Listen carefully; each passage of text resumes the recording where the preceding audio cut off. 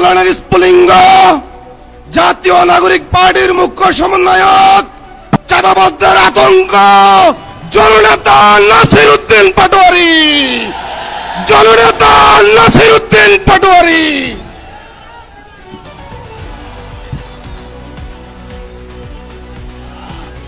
আসসালামু আলাইকুম ওয়া রাহমাতুল্লাহ। বিসমিল্লাহির রহমানির রহিম। নাহমাদুহু ওয়া নুসাল্লি আলা রাসূলিহিল কারীম। সম্মানিত 11 দলীয় ঐক্যের নেতৃবৃন্দ, উপস্থিত আছেন সম্মানিত সাংবাদিক ভাইরা, উপস্থিত আছেন সম্মানিত প্রশাসনের ব্যক্তিবর্গ, উপস্থিত আছেন বাংলাদেশের অতন্দ্র প্রহরী ভাইরা, যাদের হাতে আগামীর বাংলাদেশ নিরাপদ, যাদের হাতে আগামীর মা বোনদের নিরাপত্তা নিশ্চিত, যাদের হাতে বাংলাদেশের মানুষের অধিকার নিশ্চিত। প্রিয় বাংলাদেশ, আপনারা জানেন যে নির্বাচনটি হয়েছিল, সেই নির্বাচনের মাধ্যমে গত 17 বছর আমরা অপেক্ষা করেছিলাম বাংলাদেশে গণতন্ত্র প্রতিষ্ঠা হবে, কিন্তু 12ই ফেব্রুয়ারি বাংলাদেশে যেটা প্রতিষ্ঠিত হয়েছে সেটা গণতন্ত্রের বদলে বাংলাদেশে জিয়াতন্ত্র প্রতিষ্ঠা করা হয়েছে।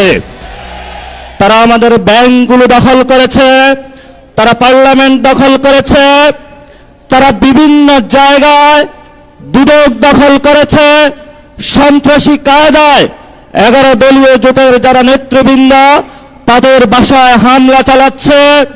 জনগণের যে অধিকার রয়েছে, যেই ভিত্তিতে জনগণ ভোট দিয়েছিল, জনগণের হাতে এখন বালতি ধরিয়ে দিয়েছে, রাস্তায় সিরিয়াল ধরিয়ে দিয়েছে। আমরা যেখানে নিশ্চিত চেয়েছিলাম বাংলাদেশের মানুষ, ব্যবসায়ীরা নিরাপদ থাকবে, আজকে একজন ব্যবসায়ী আমাকে বলছেন 6টার পরে হলো দোকানে কাস্টমার আসে, 6টার পরে হলো সরকার আমার দোকান বন্ধ করে দিয়েছে।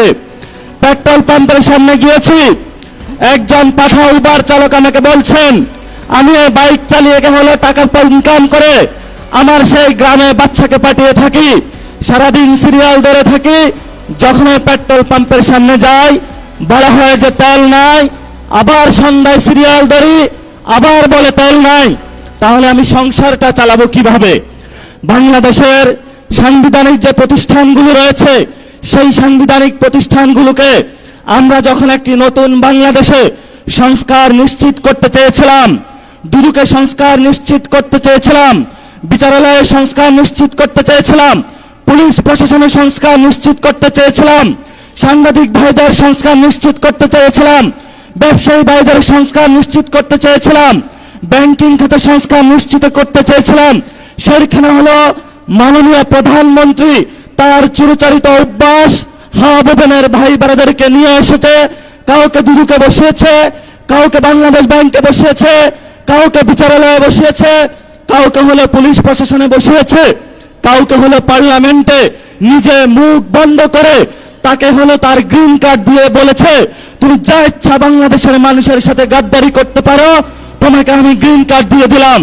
এই যদি হয় জিয়াউর রহমানের সন্তানের ভবিষ্যৎ, এই সন্তানের ভবিষ্যতের সাথে বাংলাদেশের ভবিষ্যৎ যাবে না, যাবে না, যাবে না। বাংলাদেশের ভবিষ্যৎ যাবে উসমান হাদির পথে, বাংলাদেশের শান্তি পথ যাবে আমাদের 71-এর শহীদদের পথে, বাংলাদেশের ভবিষ্যৎ যাবে 24-এর গণ অভ্যুত্থানের শহীদদের পথে।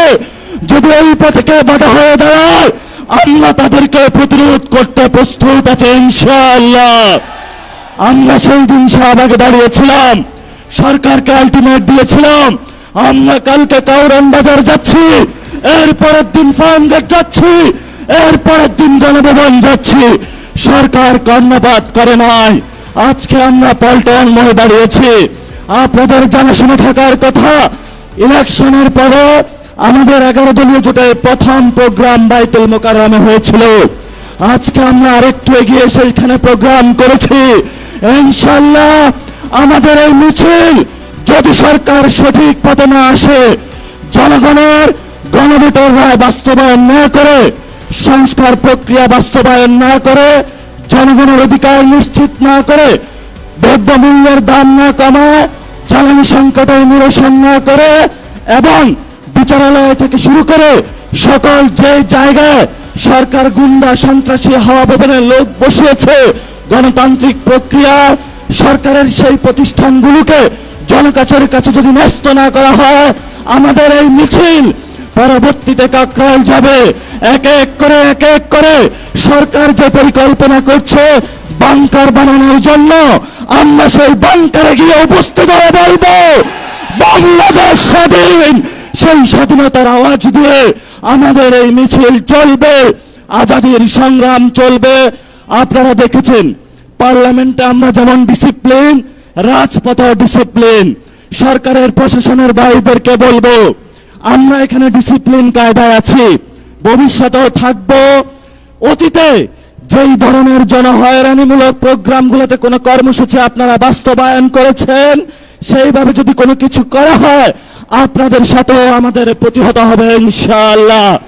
আপনারা আমাদের ভাই যারা মিডিয়া পাড়ায় আছেন, আমরা জানি আপনাদের যারা মালিকবৃন্দ রয়েছেন অনেক জায়গায় গিয়ে তারা তাদের আত্মসমর্পণ করেছেন, কিন্তু যারা সাংবাদিক ভাইয়েরা যারা আপনারা আজকে এখানে ক্যামেরা ধরে আছেন, যারা রিপোর্টিং করছেন, যারা স্টাফ রিপোর্টার আছেন, যারা বিভিন্ন নিউজে এক্সিকিউটিভ পদে আছেন, আপনারা কিন্তু কারো কাছে মাথা বিক্রি করেন না, এটা আমরা জানি। আপনারা শহীদদের পথে আছেন, আপনারা আহতদের পথে আছেন, আপনাদের লড়াই জারি থাকবে। সচিবালয়ে যারা আছেন, আপনারা রাজপথে যে মানুষগুলো যুদ্ধে অবতীর্ণ হয়েছে এবার তাদের সাথে থাকবেন। সাথে সাথে যেই ব্যবসায়ীরা গুলশান অফিসে সিরিয়াল দিয়েছিলেন এখন আমাদের কাছে এসে কান্না করছেন, কান্না তখনই আমরা শুনবো যেদিন আপনারা গুলশান অফিসে লাইন বন্ধ করে জনগণের কাছে আসবেন, তবেই আমরা আপনাদের ওই দিন কথা শুনবো। তারেক রহমানের কাছে আপনারা বর্গা দিয়েছেন, সকল প্রোডাক্ট কিন্তু তারেক রহমান কিনতে পারবে না। যদি কনজিউমার বলেন, কনজিউমার কিন্তু আমরা। যদি ভবিষ্যৎ আপনাদের নিরাপত্তা নিশ্চিত করতে হয়, নিরাপত্তা নিশ্চিত কিন্তু আমরাই করব। ভবিষ্যৎ বাংলাদেশের যে আজাদী সংগ্রাম, মুক্তির সংগ্রাম, গণতন্ত্রের সংগ্রাম, জিয়াতন্ত্র থেকে মুক্তির যে সংগ্রাম, জিয়া ফ্যামিলিকে বাংলাদেশ থেকে, বাংলাদেশের মানুষকে জিয়া ফ্যামিলি থেকে উদ্ধারের জন্য যে সংগ্রাম, সেই সংগ্রামের সবাই ঐক্যবদ্ধ হবেন, রাজপথে থাকবেন, লড়াই চলবে দুর্বার গতিতে।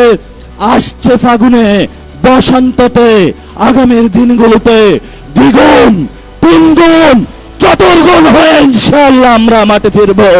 সবাইকে আসসালাম। ইনকিলাব জিন্দাবাদ, আজাদী জিন্দাবাদ।